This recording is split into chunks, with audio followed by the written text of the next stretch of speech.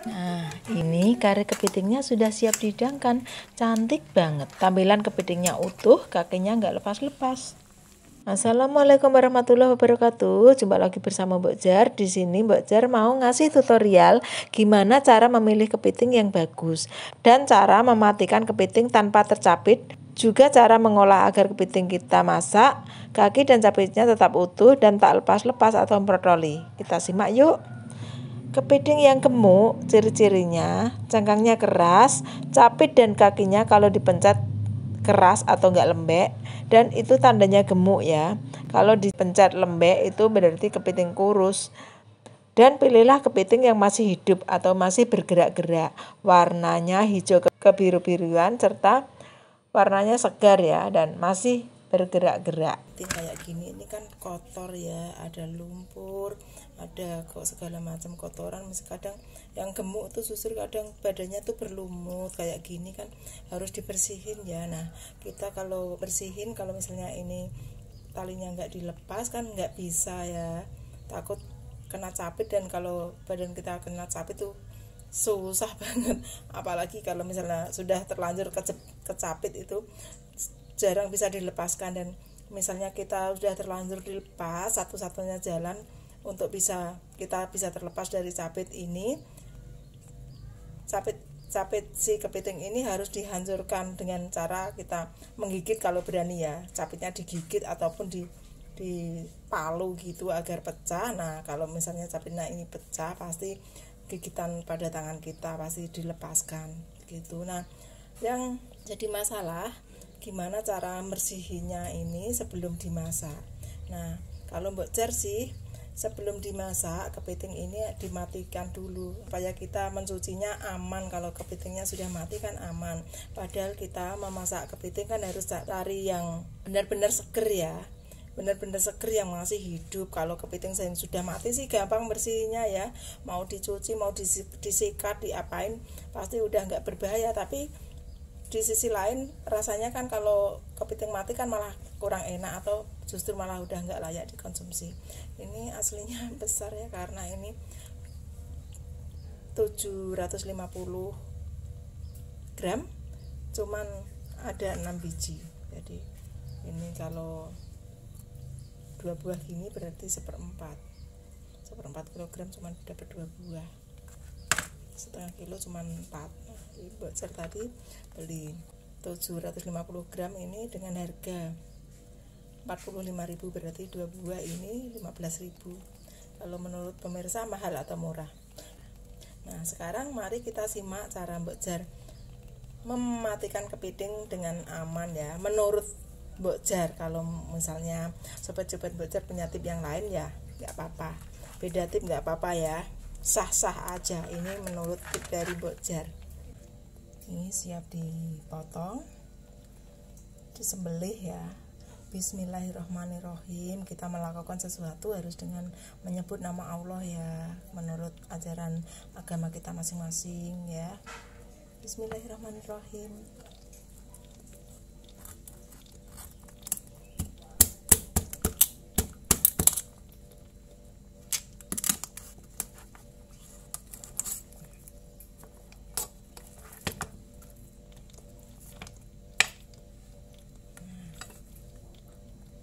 Mati, masih gerak-gerak.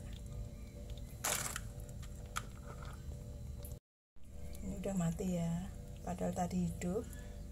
Nah kita lakukan terus menerus. Ini masih hidup juga, karena Mbok Jar tadi ke-6-6-nya dipilih yang masih hidup. Kita mulai memotong. Bismillahirrahmanirrahim. Ini kalau misalnya ayam istilahnya disembelih ya, karena ini kepiting nyembelihnya begini. Nah, dan ini posisi masih hidup, digeprek aja bismillah.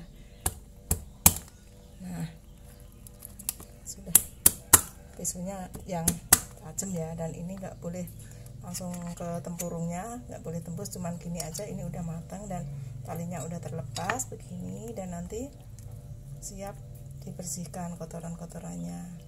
Jadi kita sudah kalau memasaknya ini nanti sudah mati.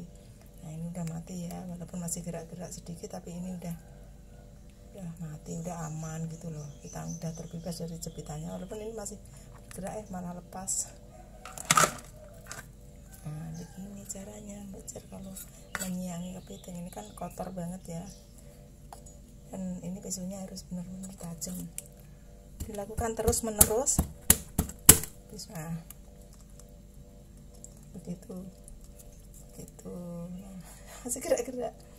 Ini istilahnya kalau ayam ini disembelih, ayam kambing disembelih lehernya ya, kalau kepiting disembelih perutnya. Ini masih gerak-gerak ya. Ini kalau misalnya kepiting yang fresh begini, barusan panen, barusan dicari dari tambak ataupun di pesisir laut, ini nanti hasilnya akan gurih banget, dan kita bisa membumbuinya sesuai selera. Biasanya Mbak Jar ini dimasak kare, dibikin kepiting asam manis juga bisa, dibikin botok kepiting juga bisa pemirsa. Kalau dibotok itu ya bumbunya biasa aja ya, seperti bumbu botok, seperti yang lain dikasih kelapa muda, tapi kepitingnya ini di blender. Tapi ini nanti Mbak Jar mau dibikin kare. Ini yang kepiting yang terakhir ini ya. Nggak usah tembus sampai tempurung, ini sudah cukup mematikan. Tadi bismillahirrahmanirrahim dulu ya, sebelum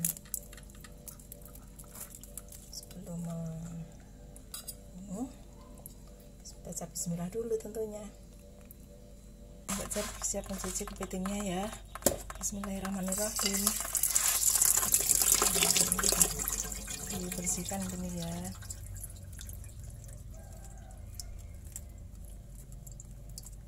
Sela-selanya begini sampai bersih, benar-benar bersih. Nah kalau ini kan aman ya mencucinya ya. Mbak Jar begini cara masaknya. Ini juga dibuang karena ini enggak, ini baratnya kotorannya dibuang. Mbak Jar memasak begini, ini dibuang juga yang bagian ini. Nah bersih begini.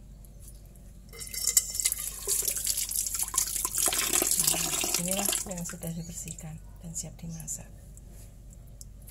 Ini ya yang sudah bersih dan siap ditiriskan.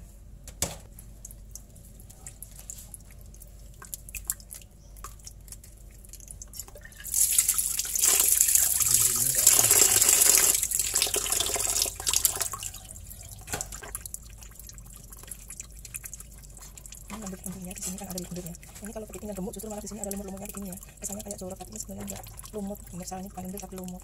Dan bila kepitingnya ada lumutnya begini biasanya malah kepiting yang gemuk. Nah, bersihkan juga di sela-sela jari begini. Ini bersih.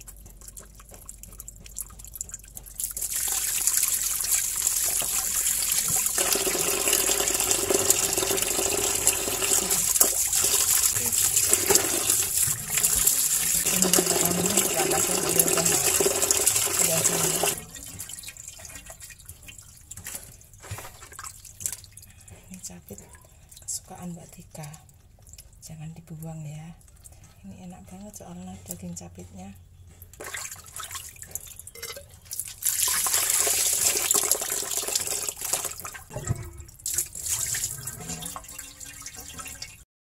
Ini sudah bersih dan bersiap dibilas sekali lagi.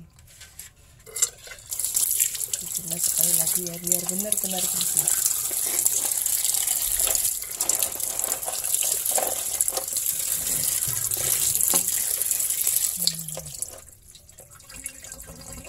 Kepiting siap untuk dimasak, bersih. Dan Mbak Jar mau mulai memasak kepiting ini menurut selera. Panaskan minyak goreng secukupnya. Masukkan bawang merah dan bawang putih yang sudah diiris halus. Ditumis hingga harum ya. Lalu masukkan juga bumbu halus yang terdiri dari cabai merah, cabai rawit, kemiri, ketumbar, bawang merah, bawang putih, kunyit yang sudah dihaluskan. Ditumis hingga harum ya, hingga aromanya wangi. Nah, jangan lupa dimasukkan juga daun salam, serai yang sudah digeprek, daun jeruk. Lalu dimasukkan juga santan secukupnya. Bila ingin kuahnya banyak, santannya dikasih banyak ya, tapi bila kuahnya sedikit ya santannya dikasih secukupnya aja.